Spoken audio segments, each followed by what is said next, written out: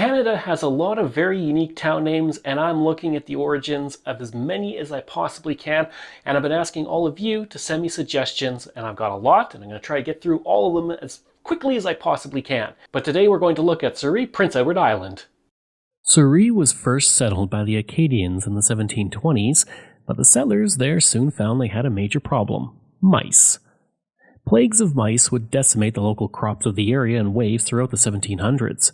The first plague of mice hit in 1724, and there would be another dozen outbreaks over the next 90 years.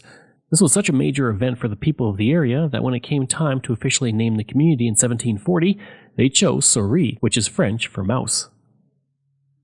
According to one account, it was said that after one plague, quote, a French vessel passing by the bay in the early 1700s was forced to cut through the waves of drowned mice, and so gave the name to the area, end quote. A 1744 map gives the bay where the community is situated the name of Havre à la Souris, which means Mouse Haven.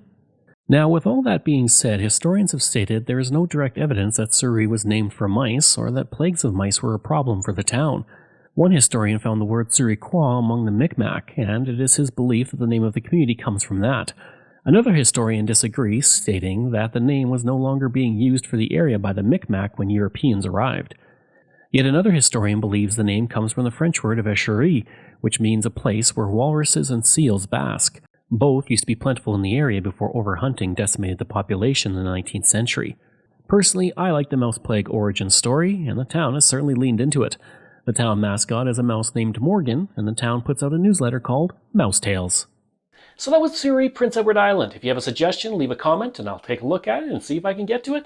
And if you want to learn all about Canadian history, then check out my podcast, Canadian History X, available on all podcast platforms.